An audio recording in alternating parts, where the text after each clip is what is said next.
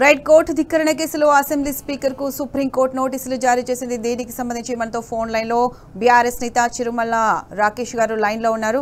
నమస్తే అండి రాకేష్ గారు.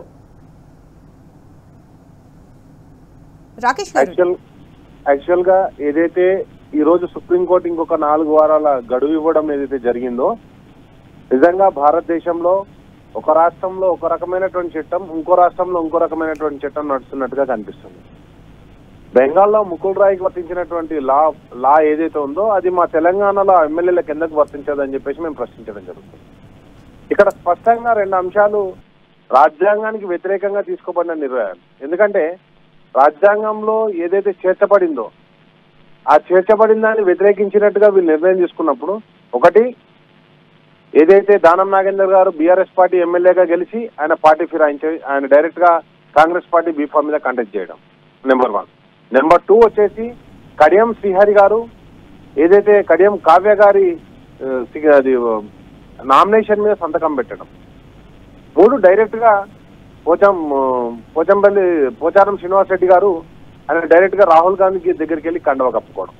ఇవన్నీ సంఘటనలు జరిగిన తర్వాత మిగతా ఎమ్మెల్యేలు ఏదైతే 7 ఉన్నారో, తెల్లం వెంకట్రావు గారు డైరెక్ట్ గా కాంగ్రెస్ పార్టీకి ప్రచారంలో పాల్గొనడం, అదేవిధంగా మిగతా ఎమ్మెల్యేలందరూ కాంగ్రెస్ బ్యానర్ కింద కూర్చొని వాళ్ళు మీటింగ్లు సమావేశాలు పెట్టడం, డైరెక్ట్ గా ఎల్పీ మీటింగ్ కూడా కాంగ్రెస్ పార్టీ ఎల్పీ మీటింగ్ కూడా ఈ ఫిరాయించినటువంటి 10 మంది ఎమ్మెల్యేలు అటెండ్ కావడం.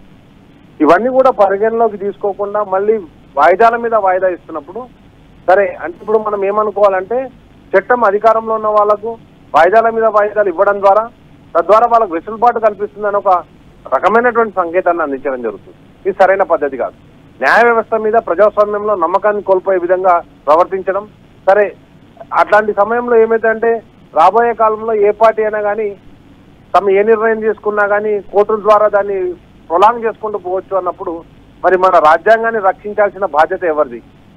ఎందుకంటే ఏదైతే రాజ్యాంగానికి చట్టసభలే అన్యాయాలు చేరుస్తున్నప్పుడు వాటిని రక్షించాల్సినటువంటి ఏదైతే న్యాయ వ్యవస్థ దాన్ని వాయిదాల మీద వాయిదాలు వేస్తూ తీర్పును వాయిదా ఇస్తున్నప్పుడు, కానీ అదే తీర్పు వెస్ట్ బెంగాల్లో ఒక విధంగా తెలంగాణలో ఇంకో విధంగా జరుగుతున్నప్పుడు వీటన్నిటిని కూడా ప్రజలు గమనించడం జరుగుతుంది.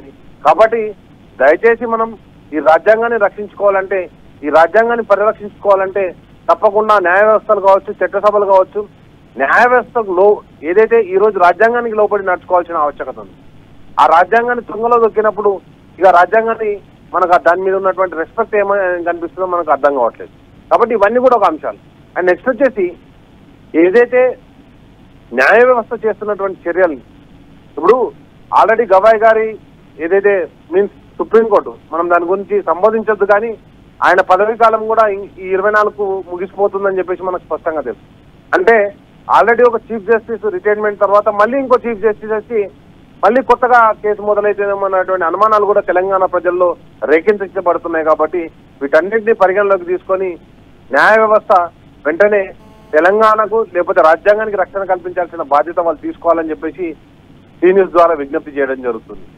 అండ్ నెక్స్ట్ వచ్చేసి ఇప్పటి వరకు కూడా ఈ రాష్ట్రం కావచ్చు లేకపోతే కేంద్ర కాంగ్రెస్ పార్టీ కావచ్చు ధైర్యంగా ఒక నిర్ణయం తీసుకోలేని అనిశ్చిత నిర్ణయంలో ఉంది. అంటే 10 మంది ఎమ్మెల్యేలు రాజీనామా చేయడం ద్వారా తాము ఎలక్షన్లను ఎదుర్కోలేనటువంటి ఒక అశక్తతను వ్యక్తం చేయడం జరుగుతుంది.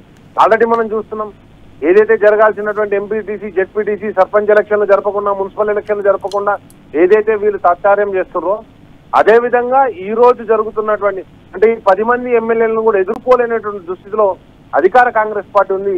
ప్రజల విశ్వాసం నుంచి మేము కోల్పోయామని ఒక సంపూర్ణ నమ్మకంతో వాళ్ళు ఉన్నారు. కాబట్టి మొన్న జూబ్లీస్ ఎలక్షన్ లో చూసాం ఏ విధంగా రిగ్గింగ్ ద్వారా బూతులు క్యాప్చర్ చేయడం ద్వారా నగరం నడిబొడ్డును రాజ్యాంగాన్ని తుంగలో తొక్కడం ద్వారా ప్రజాస్వామ్యాన్ని అపహాస్యం చేయడం ద్వారా ఏ విధంగా అధికారాన్ని చేజిక్కించుకోవచ్చో వాళ్ళు స్పష్టంగా చెప్పడం జరిగింది. దానికి ప్రత్యక్ష ఉదాహరణ ఏదైతే కాంగ్రెస్ పార్టీ మాజీ ఎమ్మెల్సీ, మాజీ మంత్రి జీవన్ రెడ్డి గారు ఇచ్చినటువంటి స్టేట్మెంట్, ఏదైతే మైగ్రేటెడ్ ఉన్నారో వాళ్ళ ఓట్లన్నీ కూడా తీసేయాలి, రెంటల్ గా ఉన్న వాళ్ళు ఎక్కడికో మైగ్రేట్ అవుతారు, వాళ్ళ ఓటు వినియోగించుకోవట్లేదు, ఆ మైగ్రేట్ అయిన ఓట్లనే వాళ్ళు రక్షణ కవచంగా వాడుకొని జూబ్లీస్ లో జరిగినటువంటి రిగ్గింగ్ ను మనకు ఉదాహరణగా చెప్పడం జరిగింది. వీటన్నింటిలోకి పరిగణలోకి తీసుకొని ఏదైతే ఎలక్షన్ సిస్టమ్ కావచ్చు, అదే విధంగా ఈ రోజున్నటువంటి న్యాయ వ్యవస్థ కావచ్చు, చట్టసభలు కావచ్చు, రాజ్యాంగానికి లోబడి పనిచేయాలని చెప్పేసి మనం విజ్ఞప్తి చేయడం తప్పితే అంతకు మించి మనం చేసేది కూడా ఏం లేదనే స్థితికి ప్రజలు వాళ్ళ యొక్క ఆలోచన విధానాన్ని దిగజార్చుకోకుండా చూసుకోవాల్సిన బాధ్యత కూడా ఈ రోజు ఉన్నటువంటి చట్టం మీద ఉంటది కాబట్టి వాటన్నిటిని గౌరవిస్తూ సుప్రీంకోర్టు ఏదైతే 4 వారాల గడువు ఇచ్చిందో ఆల్రెడీ గతంలో ఇచ్చినటువంటి 12 వారాల గడువు ముగిసిపోయింది. మళ్ళీ 4 వారాల గడువు కొత్తగా ఇచ్చింది కాబట్టి ఇప్పటికైనా న్యాయం జరుగుతుందని చెప్పేసి ప్రజలందరూ వేచి చూడడం జరుగుతుందండి. రైట్ రాకేష్ గారు, థ్యాంక్ యూ అండి.